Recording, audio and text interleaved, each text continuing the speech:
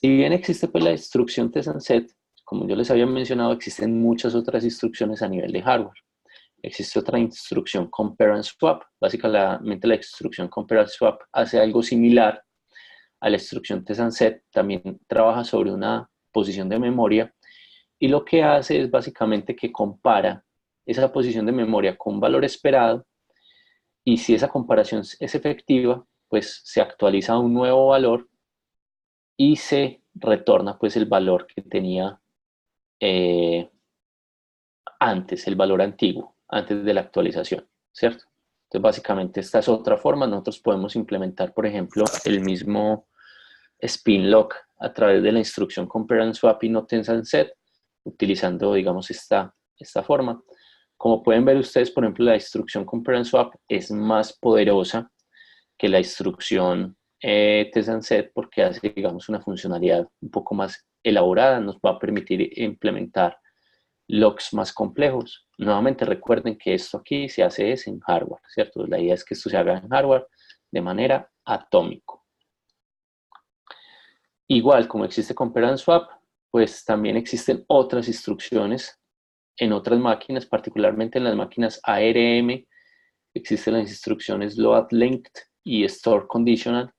Estas son dos instrucciones que nos permiten hacer algo similar al test and set. Básicamente lo que tenemos es que yo puedo hacer una carga de un valor de memoria y esa carga se llama un load link. Esto es una instrucción en hardware. Nuevamente podemos hacer otra instrucción en hardware que usualmente se ejecuta luego del load link, que es el store conditional, y es que sobre esa misma posición de memoria yo voy a almacenar una variable, pero ese almacenamiento puede desarrollarse o no desarrollarse, o sea, puede fallar o puede ser exitoso.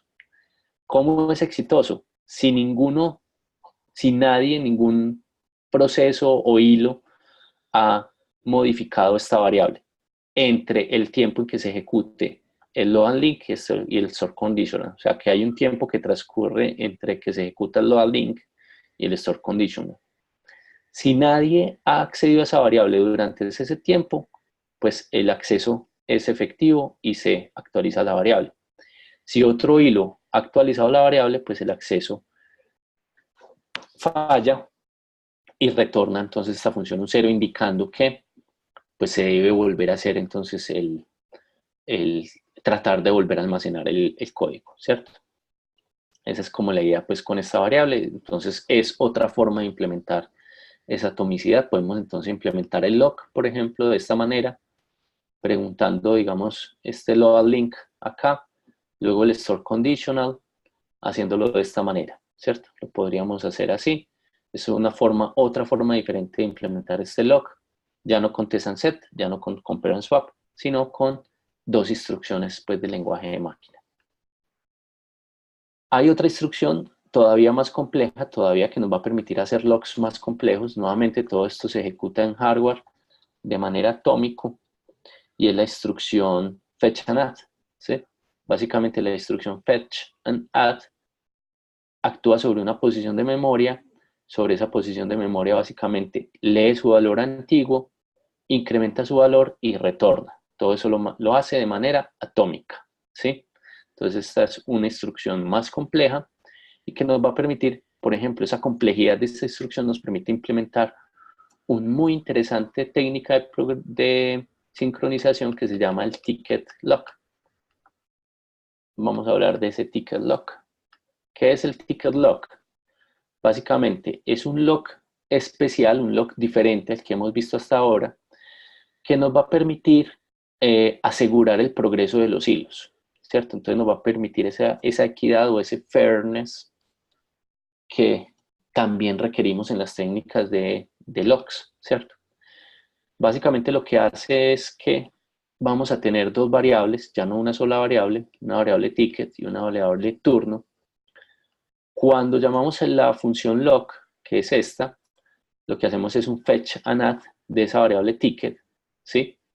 Y entonces ticket va a empezar a tener valores 0, 1, 2, así, y así sucesivamente. Y vamos a tener una variable turno que va a indicar cuál es el turno de cada hilo, ¿sí? Entonces, básicamente cada hilo va a solicitar un turno almacenando la variable ticket. Y esa variable ticket pues se va a comparar con turno que va a empezar en 0. Entonces, el primero que haya hecho el fecha NAT, ¿sí? Es el primero que va a poder acceder a la región crítica. Los otros se van a quedar esperando acá en este valor. Entonces, por ejemplo, que lleguen 3 hilos al mismo tiempo. Todos hacen fetch and add sobre la variable ticket y empiezan a obtener turnos. Entonces, el primero obtiene el turno 0, el segundo el turno 1, el tercero el turno 2, por ejemplo. El que tenga el turno 0, pues es el primero que va a lograr acceder. El que tenga el turno 1 va a quedarse aquí bloqueado hasta que el turno 0 salga y aumente la variable turno. Cuando aumenta la variable turno pasa a 1, entonces el turno se iguala con el turno actual y entonces el que tenga esperando en un 1 continúa. Entonces en orden, los hilos van a acceder a esa región crítica, el 0, el 1, el 2, el 3. Se asegura que todos los hilos entonces puedan acceder en un orden específico a esa variable, lo que garantiza una equidad pues, en el acceso a esa variable. ¿Listo? Profe, qué pena. Sí, adelante. ¿Esto podríamos asemejarlo entonces a un scheduling, pero de los threads que tiene un proceso? Sí, es algo similar. Este es un scheduling, particularmente es un scheduling que implementa como FIFO, ¿cierto? El primero que entra es el primero que puede acceder al recurso, ¿cierto? First come, first serve.